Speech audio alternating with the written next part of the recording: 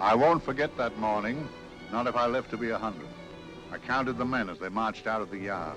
They'd hardly slept for weeks. We of the CID had slept even less, but the nightmare that kept us awake was all the same nightmare. That's why we weren't surprised when the commissioner asked us up to the conference room for a bit of a talk. He'd talked to us plenty, we knew that. It didn't help any to know what was ahead of us.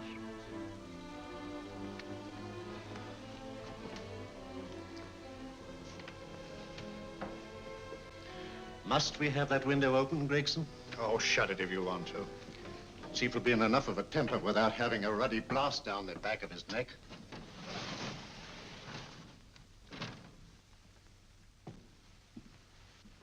Gentlemen, the commissioner. Stuffy in here. Be seated, won't you? Gentlemen, if you wish to know what able men you are, read any of the works of popular fiction that glamorize your achievements, but don't, I beg of you, read the daily papers. They might give you an inferiority complex. I hate to mention it, but we're confronted with a series of the most atrocious murders since Jack the Ripper. And in the meantime, the CID might as well be playing at shove-hate-me for all the good we've accomplished. Now look. Here, here, and here. Each of these red flags scattered through the city stands for a woman brutally murdered, a woman's terror, a woman's death agony. These are no ordinary crimes. These are the works of a fiend who kills first and mutilates afterwards. A ghoul who hacks off a part of his victim body and carries it away with him, a loathsome souvenir of his butchery. 3 women murdered so far, and you haven't turned in one clue. You haven't given me one lead. Here you sit and wait for news of a 4th victim, with your arms folded.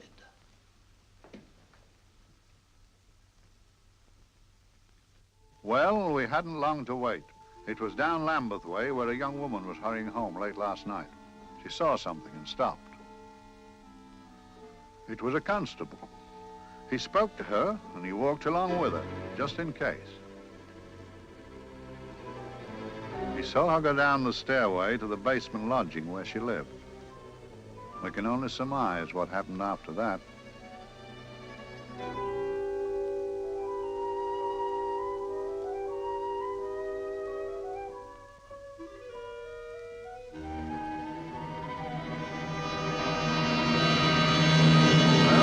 My pride in my pocket and went to see the man who'd so often helped out Inspector Lestrade and myself in the past, Mr. Sherlock Holmes.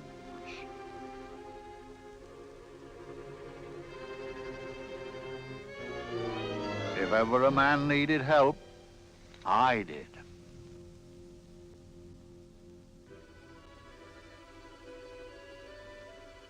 This makes 4, Inspector. 4 defenseless women here in the heart of London. And everyone with the right forefinger hacked off. Not hacked, Inspector Gregson. Cleanly, expertly severed. The work of a skilled surgeon. That's our only clue. Much about the age of my sister's girl. Is there no way of stopping this, Mr. Holmes? Yes. There's a way, somehow. The fiend that did this. I promise. I promise. We've nothing to go on, that's the rotten part of it. We can't get far without knowing the motive. Well, at least we know what the motives were not. It wasn't robbery, nor passion, thanks be, nor yet vengeance. Because they all came of totally unrelated families. Steady, Inspector, steady. Sorry, Mr. Holmes. I don't turn a hair when it's a bloke that can look after himself. A little slip of a thing like that. Yes, it's horrible. Come on, let's get a drink.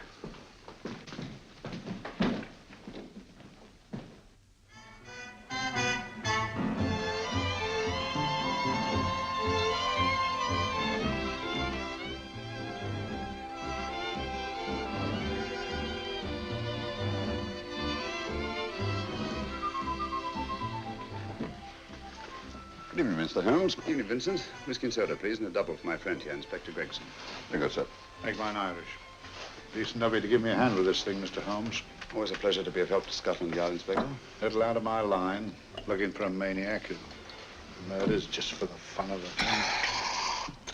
Or perhaps just to get a human finger. In all 4 cases, the murderer risked capture by stopping to secure a finger. Well, what for? Who knows? He's just a madman.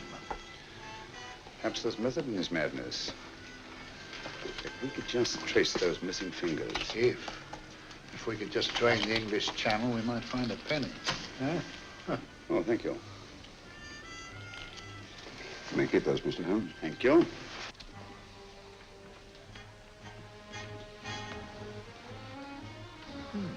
Sir George Fenwick, isn't it? Yes. Is that his daughter with him? Don't be so naive, Inspector. You know everyone, don't you, darling? Well, hardly. A week ago, I didn't know you. A week. How fast it's gone.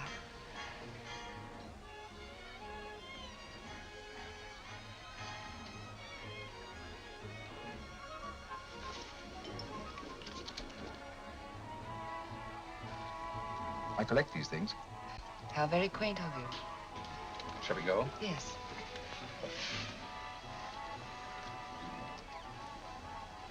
What are you looking at, Mr. Holmes? Again, a very handsome woman. Not born to the purple, but giving an excellent imitation. Would you like to come to my flat for a nightcap? Lovely idea. Yes, isn't it?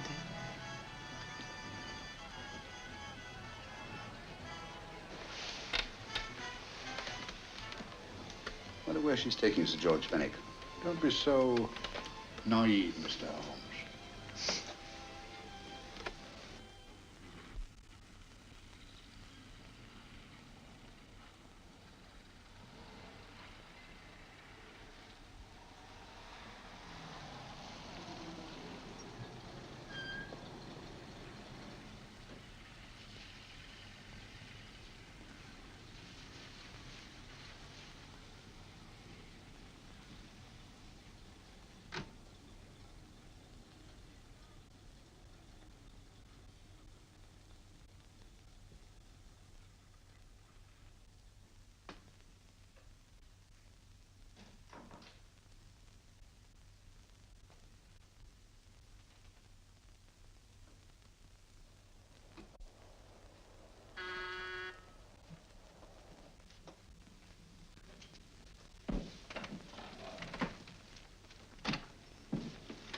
Good evening, Mum. Hello, Grandon. Any messages? No, Mum.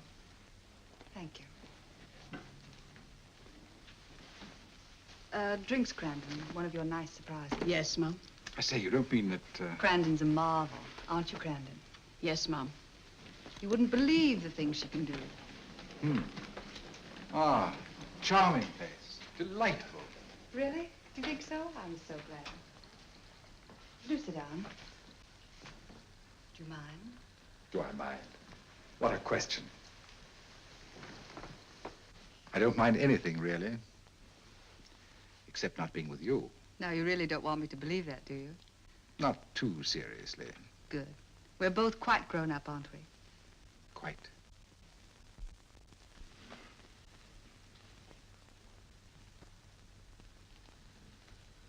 You're a treasure, Grandon.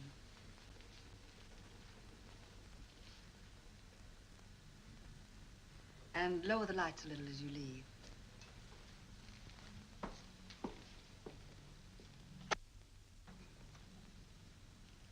I prefer a more flattering light. In any light, you'd be... Would I? And don't you know it? Perhaps I do.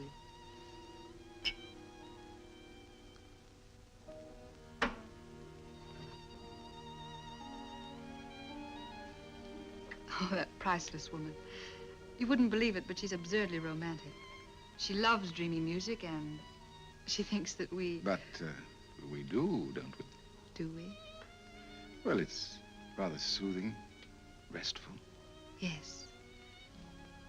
And we all need rest at times, like tired children who played too long. You've played with wooden soldiers, I suppose. Funny. Hadn't thought of that for years. Toy boats were my special joy.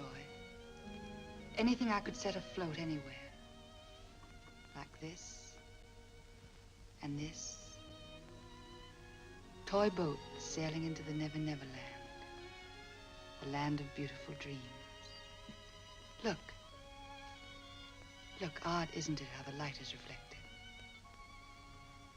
Little specks of light that move and move. Like stars on a slowly moving stream. You know, Holmes, I'm very sensitive to atmosphere. No? Yes, I can tell by the feel of this room there's been a murder committed here. It may interest you to know, my dear fellow, it was the other side of that door at the foot of the stairs that the poor girl was murdered. If only I could find it. Find what? The one thing these unfortunate victims have in common that might give us a motive for these murders. There must be something. Another Jack the Ripper, if you ask me, a homicidal maniac. No, Watson. In the case of Jack the Ripper, there was one thing in common. His victims were all from one walk of life, living in the same section of the city. In this case, the murderer chooses his victims from all walks of life and from different sections of the city. No, my dear fellow, this is not the work of a homicidal maniac. It's something infinitely more sinister. You give me the creeps. What on earth are you talking about? Watson, I'm convinced that these murders are only incidental to some larger and more diabolical scheme. That may be, but why the severed fingers? The answer to that question, my dear fellow, is our only hope of solving these mysteries. Dear sister, I am so happy. I had such a lovely holiday at Brighton with you and Alf. And I'm looking forward to being with you again. Poor little thing. Sort of raises a lump in your throat. I can picture her sitting here happily writing this letter. And I'm not bit realizing that she's shortly going to her death. Hello? Gregson. Oh, there you are, Mr. Holmes. I've been looking for you everywhere. What's happened? Murder in Edgware Road, not half an hour ago. Woman? Yes, and the right forefinger cut off clean.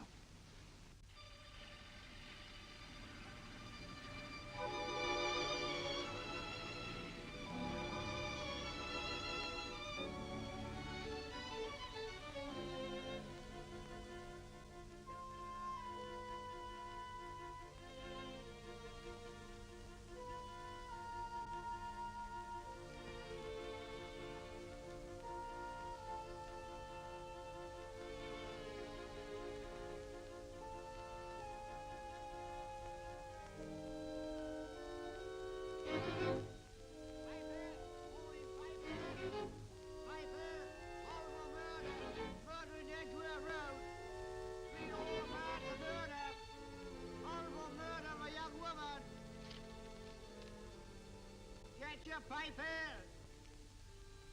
Horrible murder, Piper! All about the murder! Morning, Piper! All about the murder! Piper! Horrible murder! Another young woman found murdered, Piper, sir! Horrible murder, Piper! Piper! Read all about it! Get your Piper! Murder in Edgware Road! Horrible finger murder. Shocking murder. Murder in Edgware Road. Horrible murder of a young woman. Read all about the murder.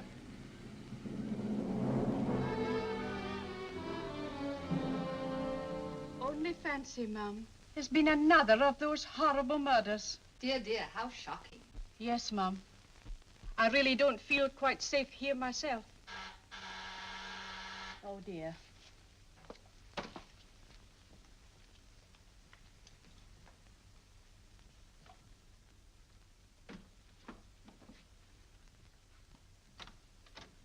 Why, Sir George! I must see Miss Marlowe at once. I don't know if she... I must see her. Where is she? Lydia. Why, Sir George, what is it? What happened? I don't know. You'll have to help me. You've got to help me. But I don't understand. Listen, I woke up a few minutes ago in a cheap boarding house off Edgware Road. I don't know how I came there. I don't know when. The last thing I remember is being here with you. Calm yourself, Sir George. When did I leave here? Well, it was about, It was 10:45, Mum. Precisely. You seemed, forgive me, just a little distressed. Detached, not interested. I thought I'd said something to offend you. I don't remember.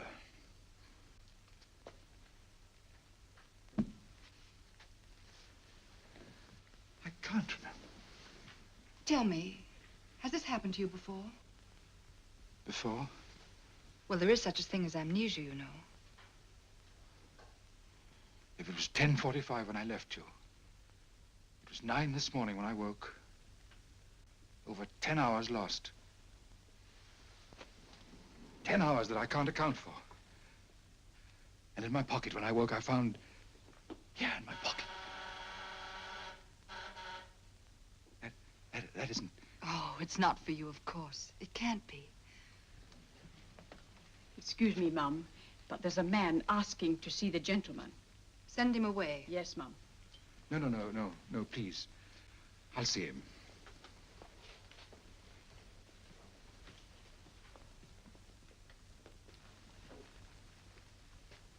Well? Delightful room. Not much like the place you woke up in this morning. You followed me here? Yes. Are you a detective? Oh, no. Quite the contrary. Don't be afraid, Sir George. You know my name?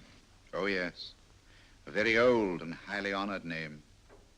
And being the bearer of such a name, and also a very wealthy man, I thought you might care to possess yourself of this trifle.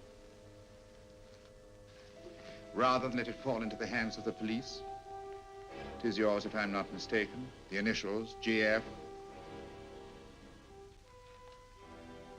Where did you get this? It came out of your pocket. I saw it fall, but you never noticed.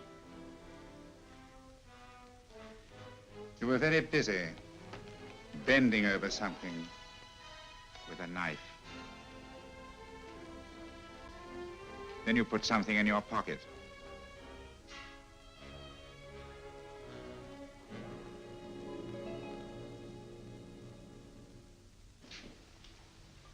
Come along, Holmes, come along, come along. How many more times must I tell you? You're missing a treat. This is delicious. Little jam tarts to follow. Aren't you tempted? You and your flesh pots. They tell me that fish is good for the brains. Brains haven't any. You realize that a whole day and a night have gone by since that bestial affair in Edgware Road? I'm as much in the dark as ever.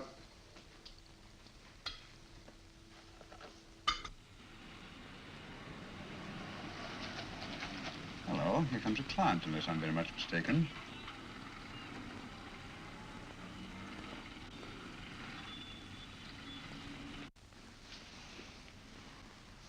Well, oh, attractive. Very attractive.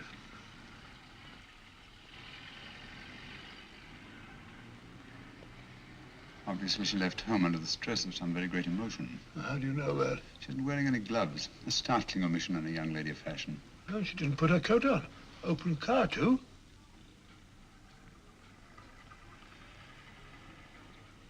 Furthermore, there's something in that bag she wants to show me.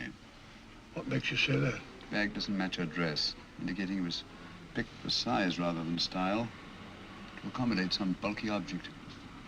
You amaze me, Holmes. What do you mention, my dear fellow?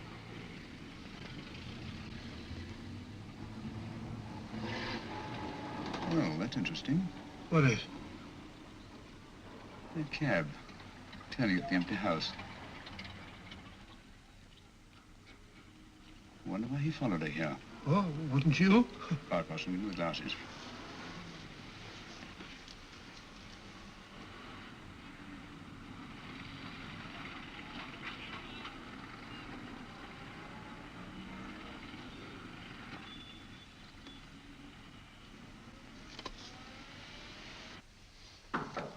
Well, we shall soon know. Yes, Mrs. Hudson? It's a young lady, sir. Most urgent. Ask her to come in. Go right in, miss. Mr. Holmes? Yes, this is my friend, Dr. Watson. How do you do? How do you do? Mr. Holmes, you must excuse me, please. Yes, well, won't you sit down? Come along. May I? It's quite all right. Thank you.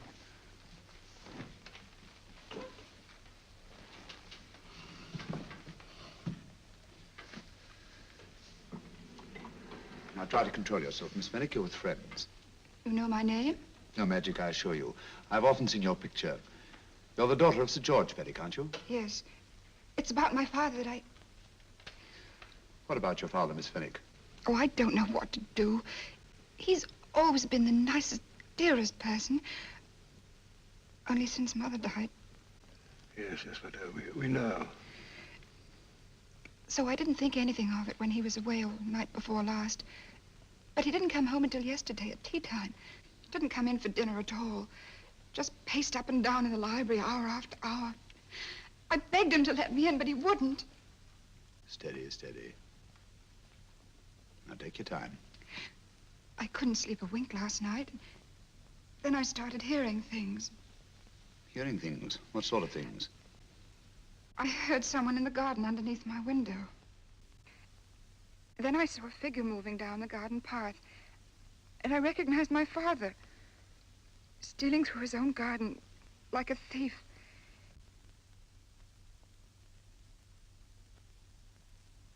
He had a spade in his hand. And he stopped by the greenhouse where he started to dig. This morning, at daybreak, I stole out into the garden and found this.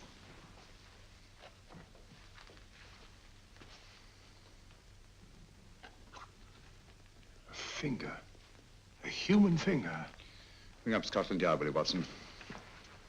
Ask them to get hold of Inspector Gregson and tell him to meet us at once at George Fenwick's house, Kingston. Operator, get me Scotland Yard quick. Where's my father, Norris? He's still in the library, miss. Thank you. We'll see him right away. Will you come with me, please? Thank you. I got your message, Mr. Holmes. Yes, indeed. Dad, may I come in? Dad. It's funny. He doesn't answer. Do you mind? Please do. Thank you. Watson, quick. Oh, Come along, no, my dear. no, no. Take charge, Miss Fenwick, please. Sorry, sir. Now, miss, please. Please come along with me.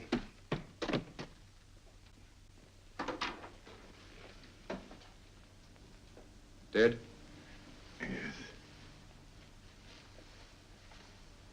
What do you make of it, Doctor? Shot in the back between the second and third ribs. The bullet undoubtedly had penetrated the heart. Look at the powder marks on his coat. I was afraid of this. What do you mean? Don't you remember the man in the cab who followed Miss Fenwick to Baker Street? Well, you don't think he had anything to do with it, do I you? think it's reasonable to assume that he tipped off someone that I'd been sent for. Sir George has obviously been murdered to keep him from telling me what he knew. What was the weapon used? Small caliber revolver, point blank range by the look of the wound. The murderer came in through those French windows. The mud from the garden he brought in on his boots. Sir George must have surprised the intruder. Passed the room to him here. What follows, we can't tell. But from the location of the wound, I'd say that he turned his back for a moment, and as he turned, the muzzle of the revolver was placed between his ribs and one muffled shot fired. And you mean to say he kept on going, even after he was shot? There's no doubt about it. Look there. The trail of blood leads us back to the desk. Something Sir George was after. Something. I know. He was trying to summon help, poor chap. I don't think so, Watson. There's the bell pull by the fireplace. No, you'll notice from the trail of blood that Sir George made straight for this desk here. I wonder, there was something he was desperately anxious to get. Hello. His right hand's clenched. That's perfectly natural. Death agony. The left hand lies open. Why only one hand clenched in the death agony? The right hand, the hand nearest the desk. Please note that. If Sir George took something off this desk, something so important that he spilled his last drop of blood to get it, I want to know what it is.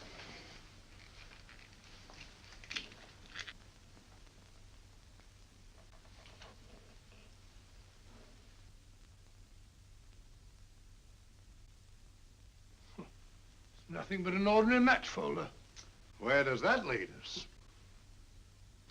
I imagine to something very important, Gregson. This match folder's from Pembroke House. Why shouldn't it be? He was there, you know. We saw him yesterday. Yes, but the effort he made after he was shot to get hold of this match folder. It's just possible he wanted someone to remember Pembroke House. He may have wished to recall it to someone who saw him there. Someone who, like ourselves, saw him with a woman.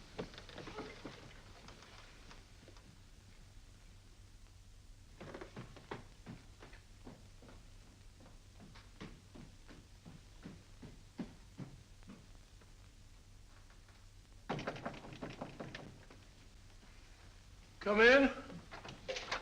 Oh, Dr. Watson, this came by hand for Mr. Holmes not 10 minutes ago. Thank you, Mrs. Hudson. That would be the report from Mr. George's bank. Report from Sir George. Oh, really? Don't you remember his daughter told us that he'd just closed his account? Had it looked into at once.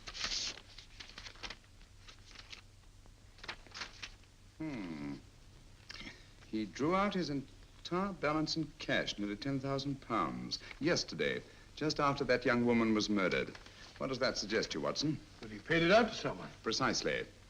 I smell the faint, sweet odor of blackmail. You don't think he paid it out to someone who saw him murder the McLean woman? Sir George never murdered anyone. But he did have that woman's finger, and he evidently did have and pay out a lot of cash. That's the terrifying part about blackmail, Watson. The victim is afraid to fight the accusation, no matter how false. Once the accusation is made, his name is smeared, and sometimes his life is ruined. Well, Sir George didn't commit these murders. What fiend did? I rather think they're not the work of any one man. Oh, come, Holmes. You don't expect me to believe there's a whole organization going about killing people and chopping off their fingers. No, it's possible, quite possible. Well, whoever's behind all this thing must be out of his mind. On the contrary, my dear fellow, if my assumptions are correct, this little scheme has behind it the most brilliant and ruthless intellect the world has ever known. You don't mean Professor Moriarty? I do. Oh, steady, Holmes. You've got him on the brain. This is the third time in as many months you've suspected him of unsolved crimes. He's dead, you know. Is he? Is he? You know he is.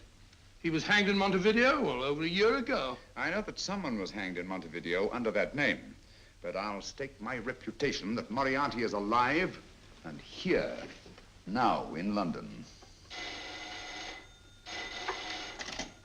Hello? Yes, Dr. Watson, wait a minute. You me? Oh, yes? This is Dr. Watson speaking. No, I'm afraid I've retired. I don't practice anymore.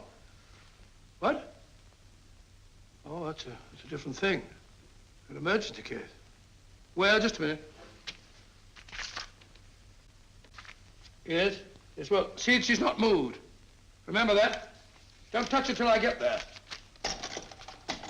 Fractured case in McCardle's Mews. Heavy woman. 14 stone. Look at dust. 14 stone. Just the sort of person who would hoist herself up on a stool to feed the canary. There ought to be a law against fat people keeping little dicky birds. Well, so long, old man. I shan't be very long. Haven't used that bag since I brought little Amelia. What's her name in the world? She grew up to be a very unattractive child. Well, who wouldn't with a name like Amelia? Oh, Amelia. Amelia.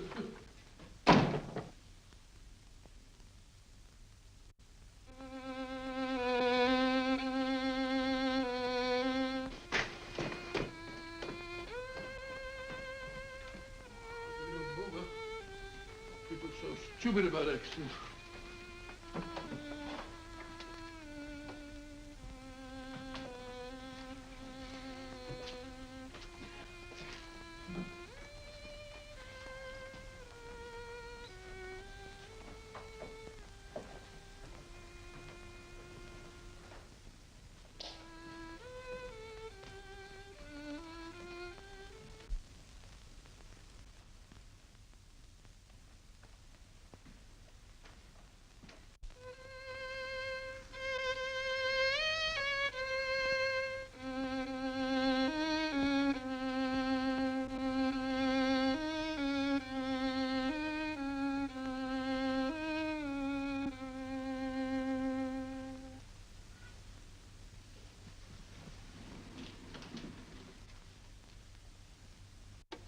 Oh, Professor Moriarty. Not that I wish to appear inquisitive, but to what am I indebted for the pleasure of this visit? Scotland Yard will be interested. It's very convenient for me to have Scotland Yard think that I'm still dead in Montevideo. I never dreamed of fooling you. Thank you. The thought occurs to me, Mr. Holmes, that there are some advantages in living within the law. You're very comfortably fixed here, aren't you? As I get on in life, the little comforts appeal to me more and more. Oh, I beg your pardon. Won't you sit down? Thank you.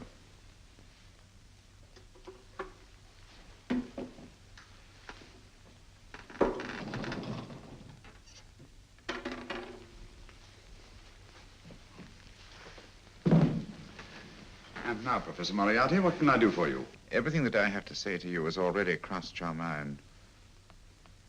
And my answer has no doubt crossed yours. That's final? What do you think? I shall not rest until you are hanged for the finger murders. You've no proof, you know. No, not a shred. But I have you. I could turn you over to the police here and now. You could. But if you did, you'd never see Dr. Watson again. Oh, the telephone call. Quite. I rather assumed you had taken some such precaution. Or I should have snatched up a revolver and indulged in a fit of heroics when you came in. Very smart, aren't you? Not smart enough. Or I should have anticipated you. But if any harm comes to Dr. Watson, I shall seek you out. I shall not rest until I find you, and when I do... No harm will come to Dr. Watson this time. But I can't answer for the future. Mr. Holmes, I should strongly advise you to drop this case. Don't be silly. Think it over. We've had many encounters in the past. You hope to place me on the gallows. I tell you I shall never stand up on the gallows. But if you are instrumental in any way in bringing about my destruction, you will not be alive to enjoy your satisfaction. And we shall walk together through the gates of eternity, hand in hand. What a charming picture that would make. Yes, wouldn't it? You know, I really think it might be worth it.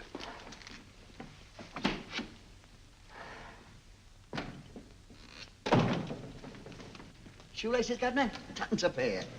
And strong enough to hang yourself. How many more times must I tell you I don't want your filthy shoelaces or your company? Shoelaces, Governor? Blasted impertinence. Run along, my good man, or I'll give you in charge. Shoelaces, Governor? Shoelaces, Governor? Help a poor bloke. What's only got one arm? Any luck with Mr. Holmes? You can read his obituary in tomorrow's papers.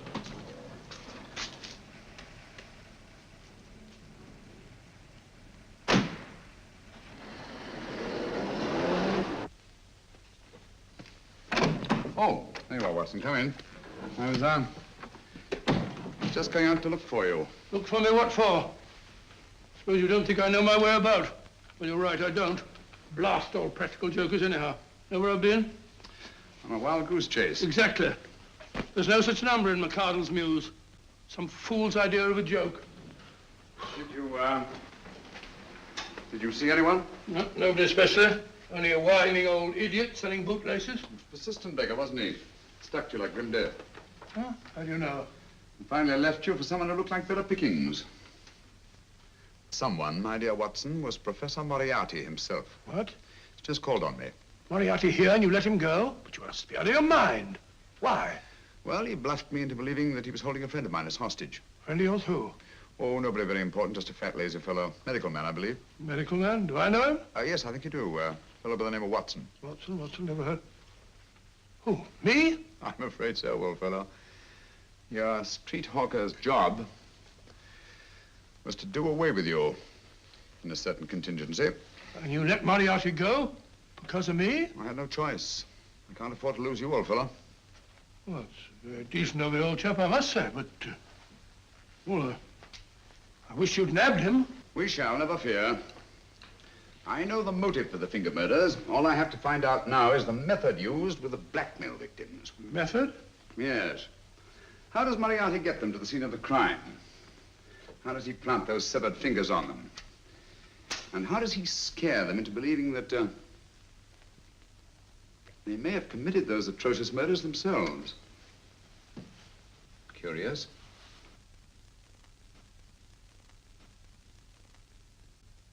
Very curious. Huh? Curious? What's curious? That window in the empty house across the street. First floor front. Huh? What's wrong with it? It's open. Why shouldn't it be open? Well, it wasn't open half an hour ago. I'll stake my life on that. Well, it's not our business. Let it stay open. I wonder if you'd go over, old fellow, and see what's the matter. Oh, trespassing. It's against the law. Very well, I'll go myself. Oh, well, if you're going to put it like that, ridiculous waste of time. Going about shutting windows at this hour of the night. Yeah, you better take this torch. Well, take what? Dignified job for a doctor. Dr. Watson, the torchbearer. And what do you propose to do? Sit in a comfortable chair, I suppose, and read a good book? That's a very good idea. Yes, very good idea. While I play night watchman, you have a nice read. Mm-hmm. Good night. Have a good time. Have a good time? What do you mean, have a good...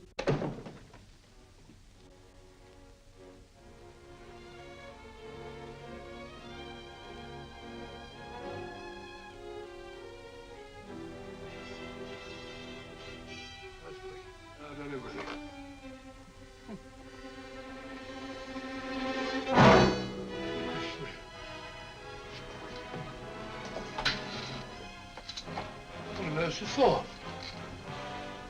Oh, umbrella stand. Pretty little thing to keep about the house. Must have been a pet.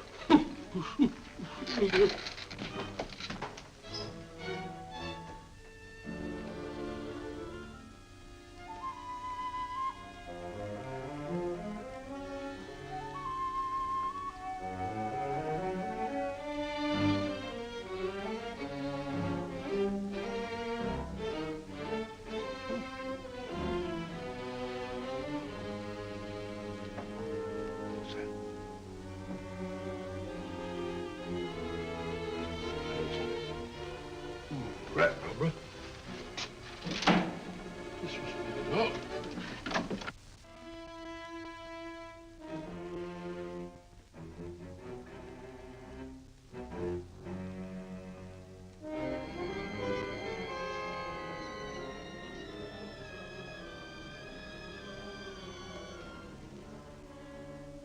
Well, he sits comfortably reading a book.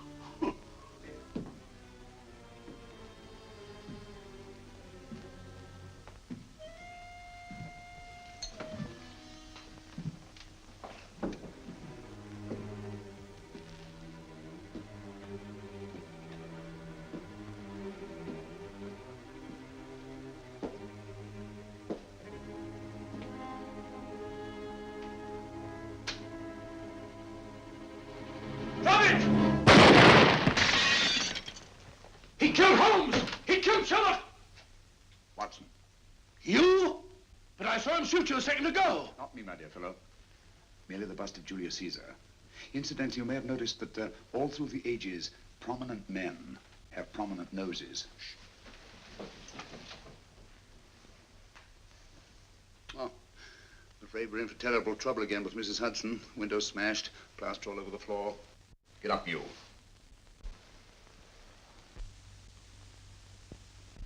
Corporal Williams, Middlesex Regiment. Discharged from the army as physically unfit. Papers seem in order.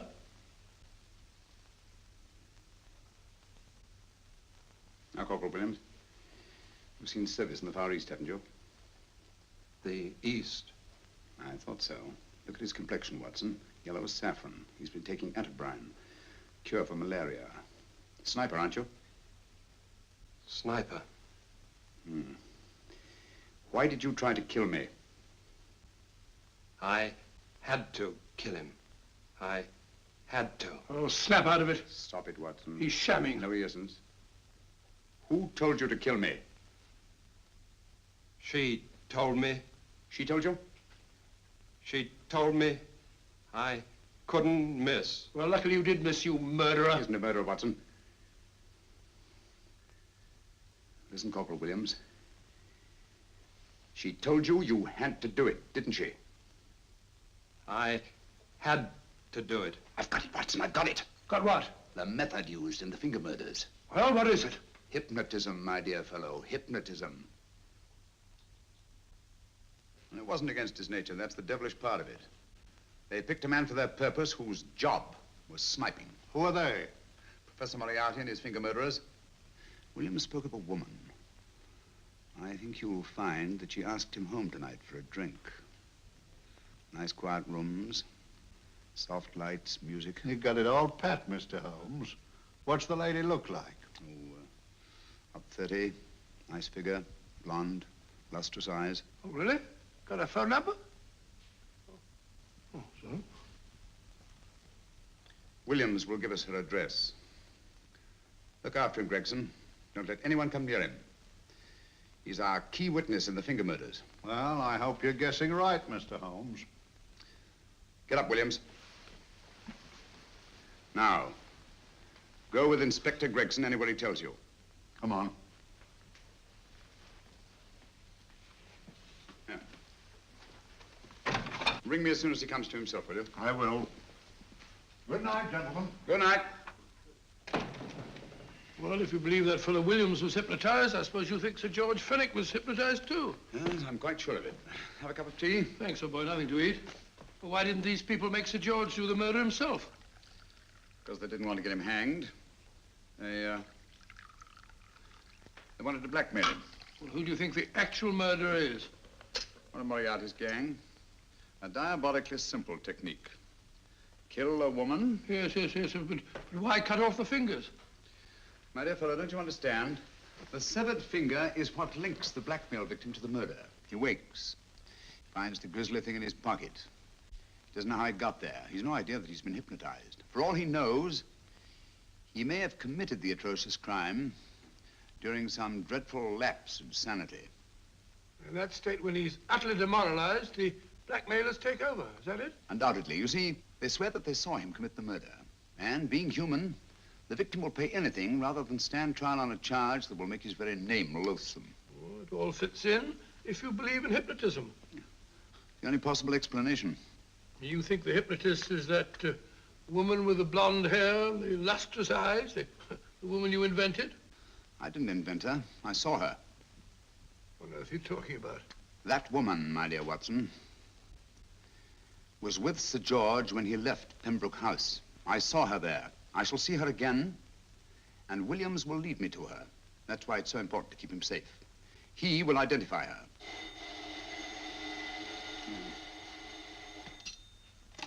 Hello? Yes? Inspector Gregson? What? Well, get every constable in the district. Yes, I'll be over at once. What's happened, Holmes? Williams is missing. Great Scott! Come on.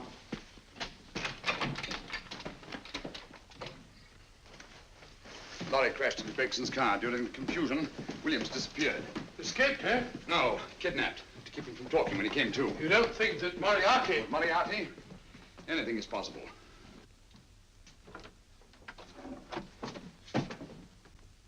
Williams! Dead. You see, anything is possible.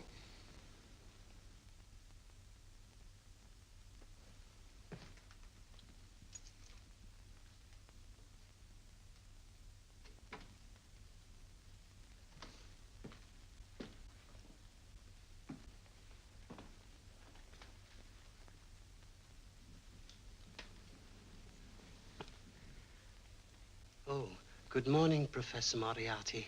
You startled me. I'm dressing another dolly, a dear little nurse.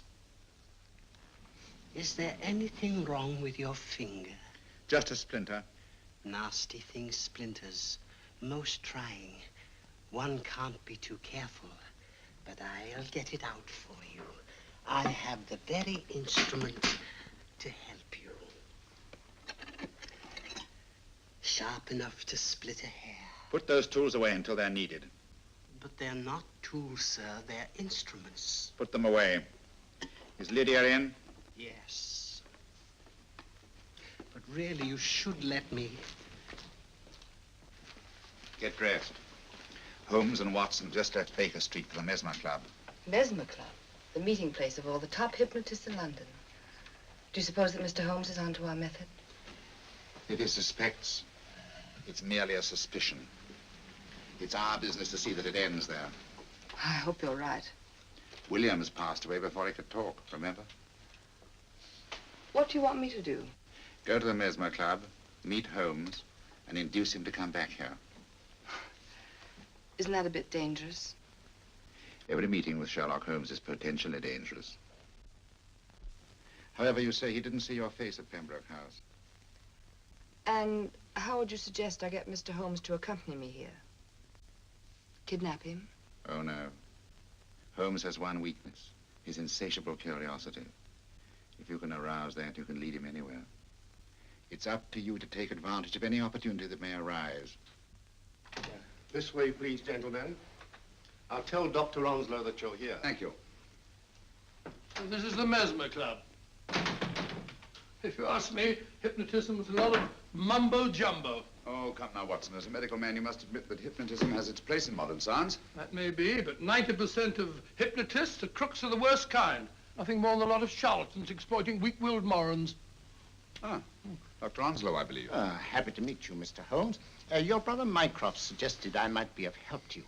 He's a valued member of our little group of charlatans and crooks. Oh, beg your pardon, sir. I didn't know you were listening. Behind the curtain. My friend, Dr. Watson. Oh, delighted. How do you do? I wonder now. You see, we're in the midst of a little experimental session at this very moment. If you'd care to join us. Oh, certainly, certainly. That'd be very instructive. Oh, well, will you follow me? Thank you. In treating his patients. But today, the therapeutic value of hypnotism, as we now call it, is conceded by innumerable physicians. Especially is it of value in surgical cases where the administration of local or of general anesthetic is inadvisable. Inadvisable poppycock. Oh, sorry. For the sake of latecomers, I may say that I have placed this subject under profound hypnosis. In this condition, he can feel no pain, even under applications which normally would be excruciating. Excruciating? You excuse me, please. Carter, you are having a peaceful sleep. You feel nothing. Your arms and your hands are without sensation. Mowbray, the long needle.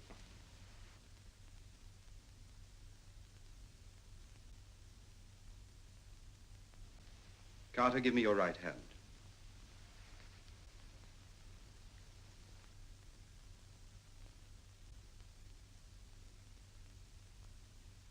As you observe, the needle has been thrust completely through the subject's hand. No feeling, no pain. This lack of feeling is the one infallible test of profound hypnosis. Nonsense. Fellow's full of drugs. Oh, isn't he? Definitely not, Doctor. Wake up, Carter, wake up. You feel well and rested, remember. No pain anywhere. Wake up, wake up. I say, when are you going to begin? All through, Carter. Stand up. This way, sir. And, are these all the people that come here? Oh, no, no, no. Others keep dropping in all the time. I suppose it's all right for those who believe in it, but of course, I'm a professional man myself. Then you don't believe in hypnotism, Dr. Watson? Oh, I don't deny that there are certain types of hysterical, feeble-minded people who go under if you point your finger at them. But anyone with an ounce of character... How right you are. You see right through our little artifices, don't you, Doctor? Right through, my dear sir. Right through. Quite so. But with the feeble-minded, as you say... excuse us, Mr. Holmes. Certainly. Step over here, won't you? Certainly, sir. Anything to oblige. Let me show you how easily we charlatans take advantage of them. Now, sit down, Doctor. Now, we set a thing like this in motion. It's wonderful, the attraction on the feeble-minded, of course. The continuous motion, if they just let themselves follow it. Of course, you could stare at it till doomsday, Dr. Watson, with no effect at all. Still, it might make you a little drowsy, like the white ribbon of road at night when you're driving. The rhythm is smooth, unbroken, and the road goes on and on, round and round, always the same, winding and winding. And you're drowsy, you're tired. Let the road come into you, as it were. The long road, the smooth road, the road to sleep. Sleep.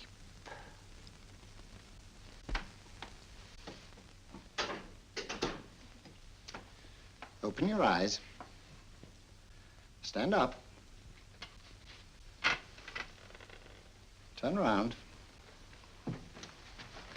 And now, Dr. Watson, you're on a holiday in Scotland.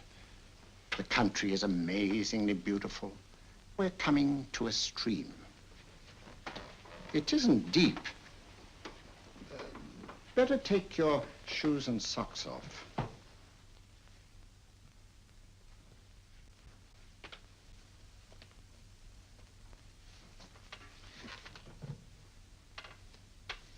Roll up your trouser.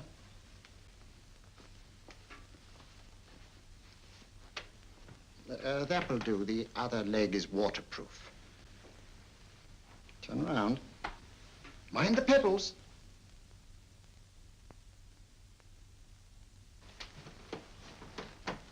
Sit down.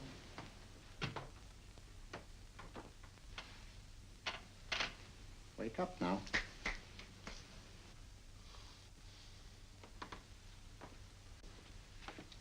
Yeah, you see? What did I tell you? It didn't work with me. Why, nobody with an ounce of character.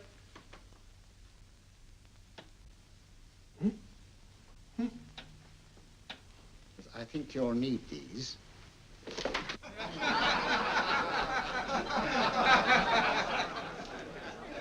Nothing to laugh at. Watson, she's here. Oh, the woman you're looking for? Yes, I'm going to meet her. Perhaps I can induce her to take me to Moriarty. Do you think it's wise, Holmes? May not be wise, but it's essential. After all, I've held me on with Moriarty in the past. But isn't it dangerous? She might be a hypnotist. If my will isn't stronger than hers, I deserve to be hypnotized. I feel I must protest, Dr. Onslow. I was told this was a gathering of serious students of a great science, and I find myself in a company of buffoons. Oh, my dear madam. Elliots and Esdale Braid. Were those men martyrs for the truth, that you may laugh over your childish, cruel tricks? I must say I'm in complete agreement with you, madam. This was most unnecessary performance, Dr. Onslow. Beg your pardon, sir. My name is Holmes, Sherlock Holmes. At your service, madam. Thank you, Mr. Holmes. I'm afraid I've created a rather embarrassing situation. But you see, I'm interested in the serious study of hypnotism. So am I, too.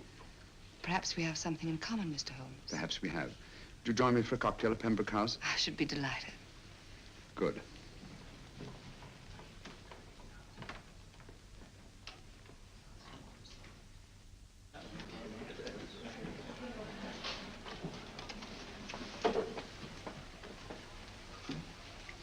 Thank you. I didn't know there was such a pleasant place in London. It was so nice of you to suggest our coming here. I thought a little pick-me-up would do us good.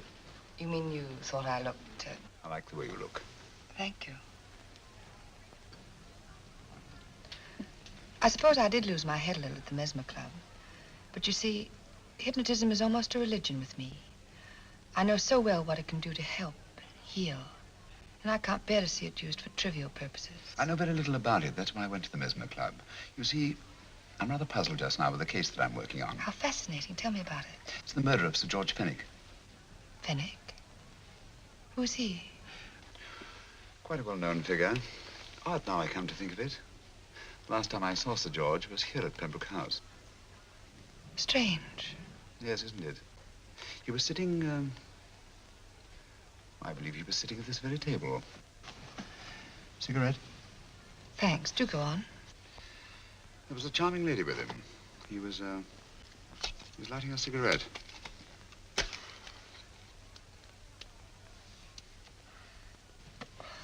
Charming. Did you see her face? No worse luck. Merely her back. How unenterprising of you. Yes, wasn't it? Afraid I'm getting a little older. I shouldn't say so. That's nice of you. Still, the first time in my life, I've got hold of a case that's beyond me. I'm actually losing sleep over it. You know, Mr. Holmes, I believe I could help you. Really? I should be very grateful. You're amused. Oh, merely skeptical. How would you go about it? I've used hypnotism more than once in healing. Not for profit. I'm not a professional. But I do think I could help you. If you'd care to... I can't think of a pleasanter experience.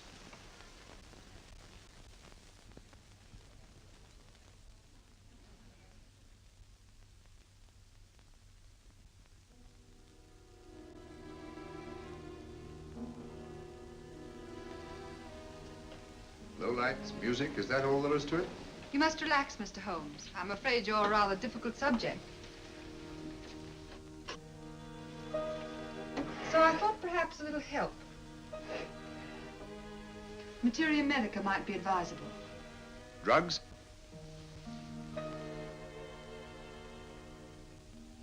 No, I'd rather not, if you don't mind. As a matter of fact, I'd rather not myself. But Schrenk-Notzing, he practiced in Munich, you know. Believed it the best means for difficult subjects.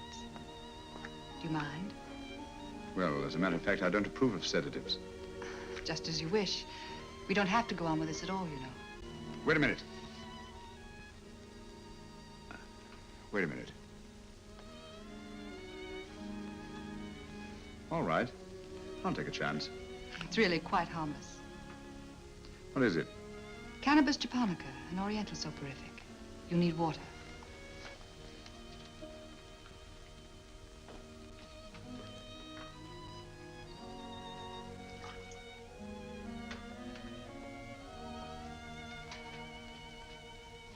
Thank you. Now sit down, Mr.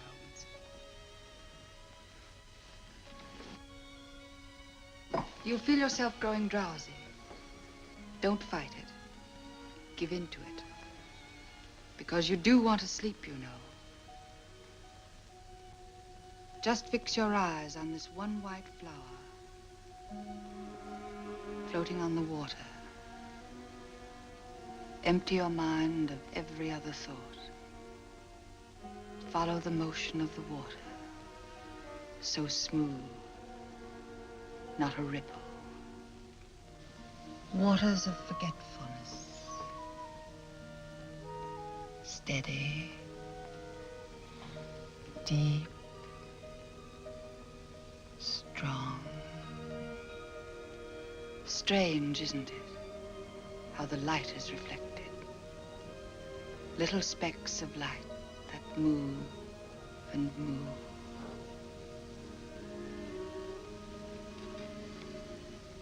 It's restful here.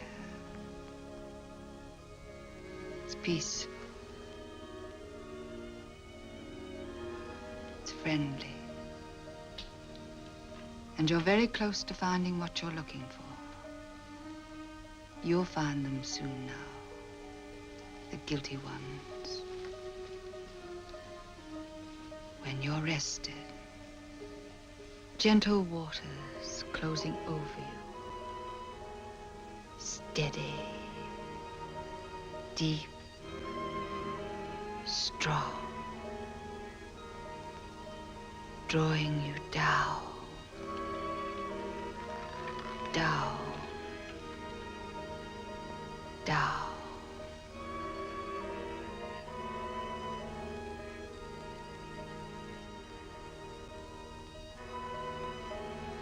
Sleep.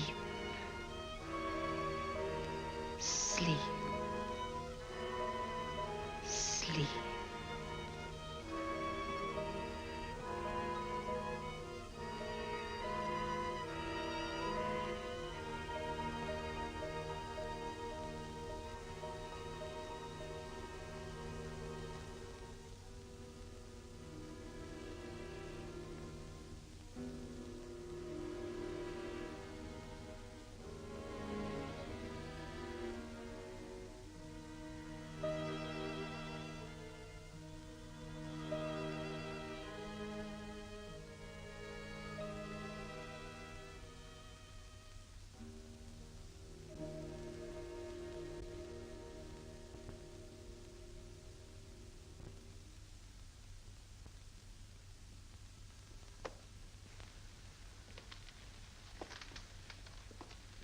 Here he is, Professor Moriarty.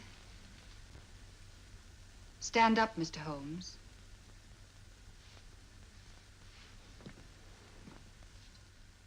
Open your eyes. Face this way. Are you satisfied? We are dealing with a clever man. He may be shamming. There's just one infallible test for profound hypnosis. You ready, Dr. Simnel?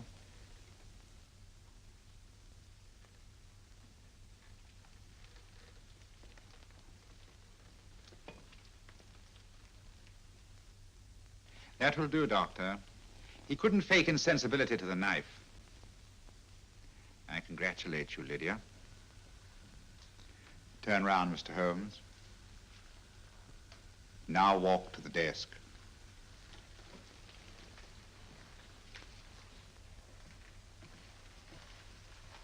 Sit down. Take that pen and write what I tell you to write. I have at last found a case which I cannot solve.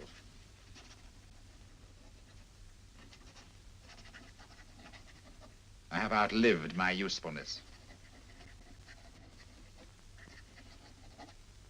Therefore, I have decided to end my life.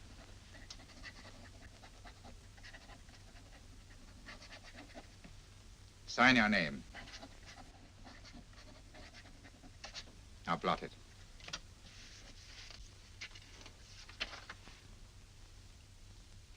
Fold it up and put it in your pocket. Come, Mr. Sherlock Holmes. Go out onto the terrace. But it won't look like suicide, sir. I'm sorry, but Mr. Holmes' injuries must all be self-inflicted. Let's walk a little, Mr. Holmes. It's so pleasant here in the garden. Just step up here onto the terrace. It's a nice, broad terrace. Now turn to the left and walk slowly to the end of the terrace.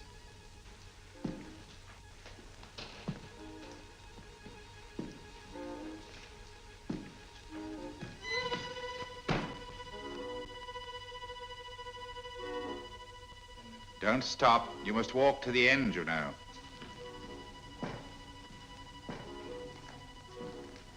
The end leads to an open doorway. You can pass through it in perfect safety.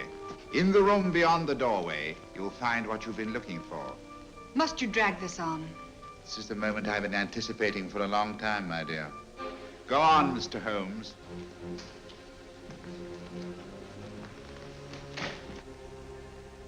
Through the open doorway, you will find the man responsible for the finger murders and the death of Sir George Fenning.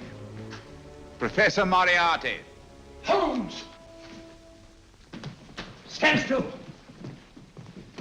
What a beautiful view, Watson. I'm quite enjoying it. No, you're not. You're hypnotized. You're under a spell. Stand still. Don't move. Steady, Holmes. Steady does it. Stand perfectly still where you are. Nonsense, Watson. You don't know what you're doing. Of course I know what I'm doing. You mean you're not hypnotized? Certainly not. Then get off the wall, you idiot. Oh, look out! Holmes! Dear fellow. What were you doing up there? Holding the fort until you arrived. What kept you? Well, I ran into a spot of trouble on my way to Scotland Yard. I was arrested for exceeding the speed limit. Your luck seems to hold, Mr. Holmes. Well, I'd hardly call it luck, Professor. You see, I substituted a drug of my own for the one that this dear lady pressed on me. You are clever, aren't you? A drug that, although it leaves the subject conscious, renders him quite insensitive to pain. That accounted for my lack of reaction to Dr. Simnel's knife. Well, Gregson, quite an impressive haul. Even Inspector Lestrade himself couldn't have done any better. Thanks, Mr. Holmes. Take him away. All right, put her in the van. I was right, Mr. Holmes. You are a difficult subject. Thank you. And now, Professor, our score is settled. Au revoir until I see you on the gallows. The rope has not been made that'll go around my neck. Come on.